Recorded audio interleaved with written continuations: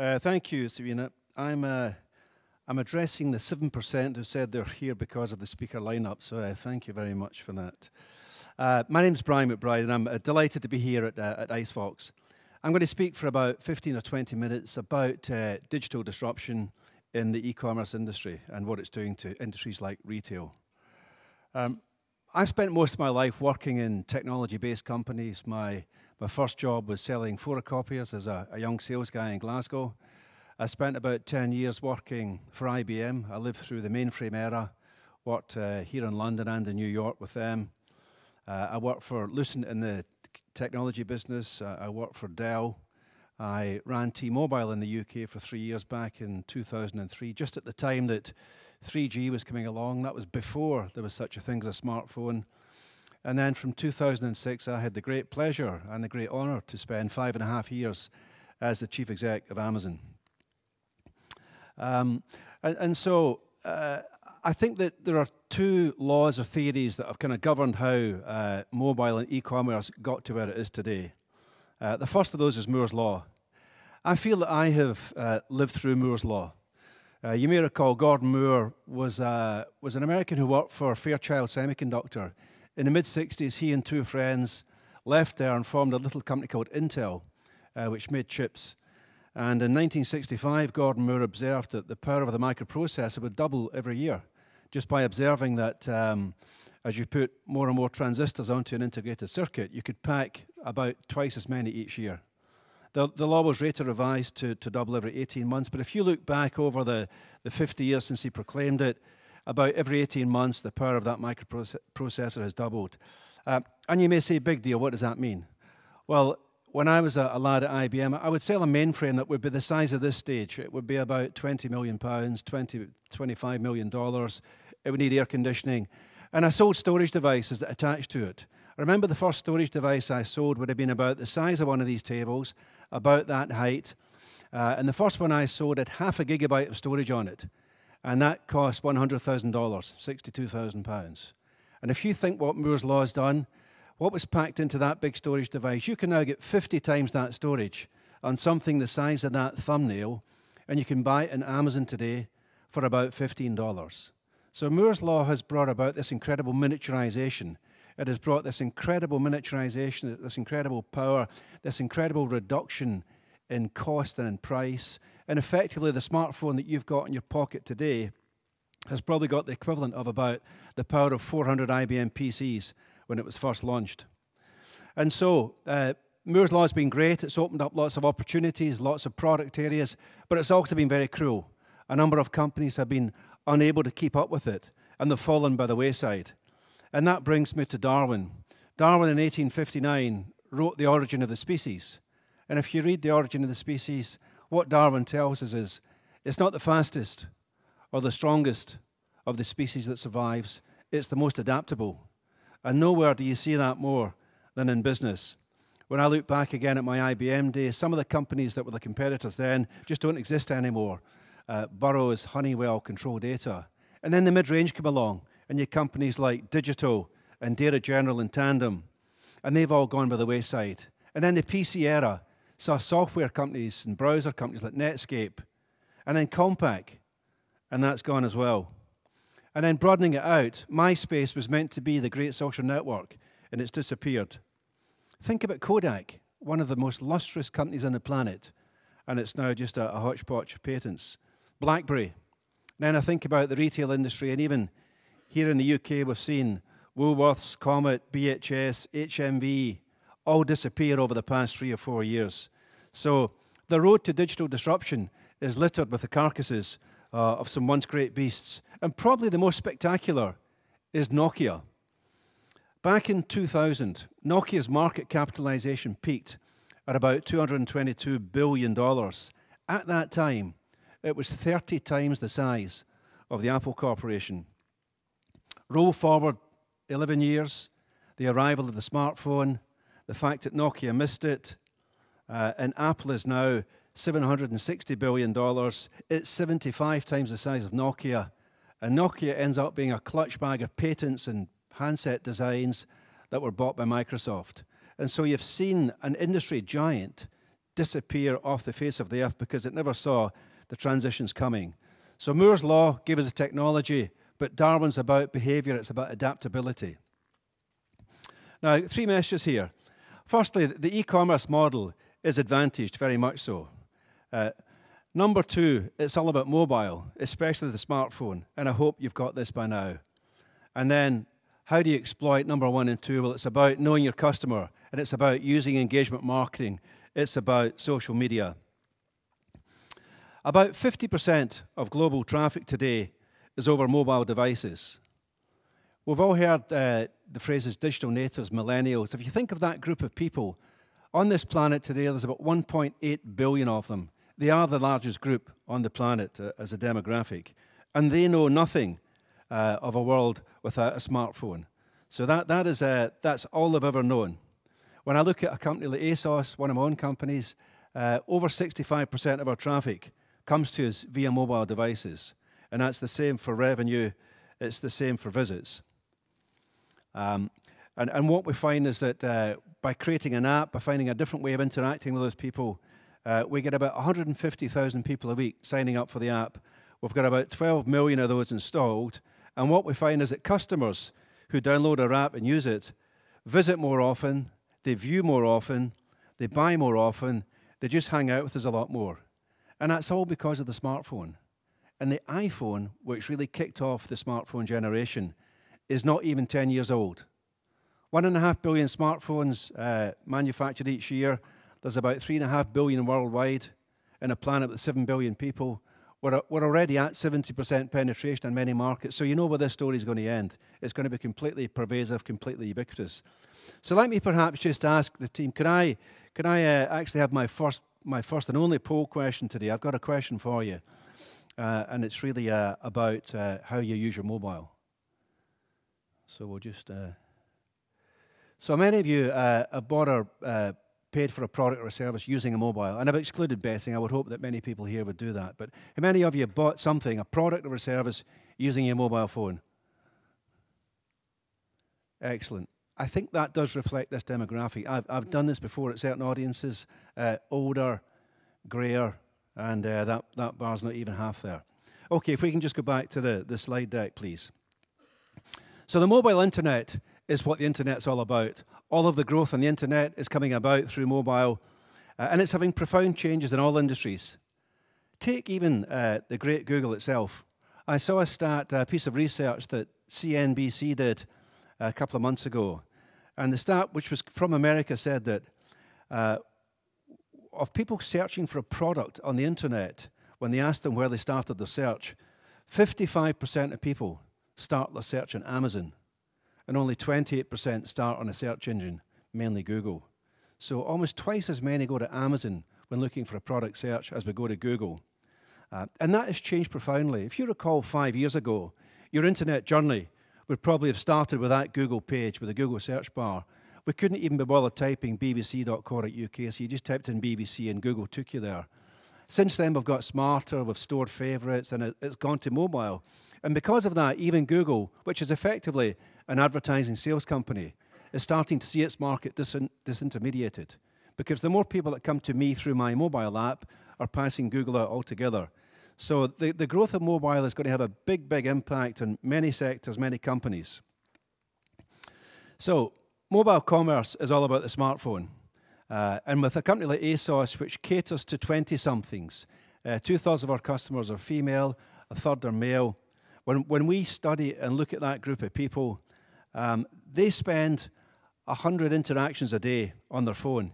80% of their time are within apps, and they probably have less than 30 apps stored on their phone.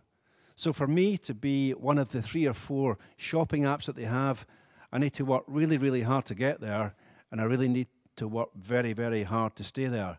But you look at either yourselves, your young brothers or sisters, your kids. Young people wake up in the morning and the first thing they turn to is the smartphone. It was either on all night or they switch it on and it's the first thing they engage with. That's how they live their lives, and we have to recognize that. So you see in the slide here, whether it's music, games, chat, all of these things, the mobile is the center of what we do, and it's not just a young people's thing now. It's moving to every age group. And you've seen it in a variety of industries. You look at Uber, which is entirely done through the mobile. Many of you might have flown here yesterday or over the weekend, and many of you, I'm sure, had your boarding card downloaded onto your mobile. Mobile banking. I spoke to one of the big 4 banks in the UK about PC banking some years back, and it took them 3 years to acquire 1 million PC banking customers. And you know what PC banking is like? It's a clunky experience. You've got to fiddle about with a little fob and type in numbers. Once they went to mobile banking, it took them 3 months to acquire the next 1 million customers. So mobile makes things easier for people. It's much more natural, and it helps engagement. It's all about knowing your customer. And that's the big difference that e-commerce companies have versus a high street store or a bricks and mortar store. Somebody walking out of Selfridges or Topshop in Oxford Street in London, all that shopkeeper knows about that person is a credit card slip. Whereas in the e-commerce industry, it's about data. It's about big data. It's about data science, and it's about putting it to work for you. And so, you know, every company I work with, whether it's Wiggle, whether it's AO, whether it's ASOS, whether it's Amazon, every decision you make is data-driven.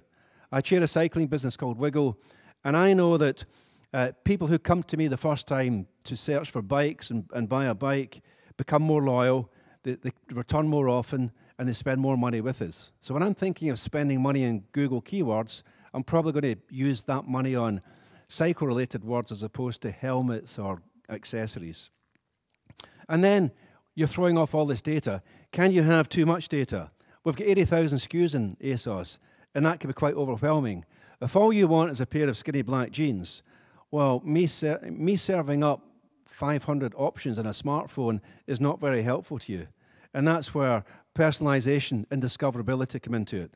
So we know your browsing history. We know what you've added to your basket in the past. We know what colors you like. And we can perform about 5 billion calculations a day amongst this data. And in about 200 milliseconds, that's half the time it takes to blink an eye, we can reduce that to 10 or 20 relevant recommendations. And that's a value adding for you. So you need to start with a big range, but you then have to curate it down to a very small, manageable set of relevant recommendations based on the information you've got. Now, related to this is the importance of social media. I've said that MySpace has gone by the wayside. Facebook, clearly a big player, but it's not just about Facebook. Twitter's important, and then when you think about fashion, the more pictorial sites, really, really important. So for us, Instagram, Pinterest, Snapchat. And then look at WhatsApp. WhatsApp bought by Facebook 3 or 4 years ago for $22 billion. It was basically a telco company with no infrastructure. They had about 60 engineers. And now they've got 600 million users. They generate 30 billion messages a day through their network.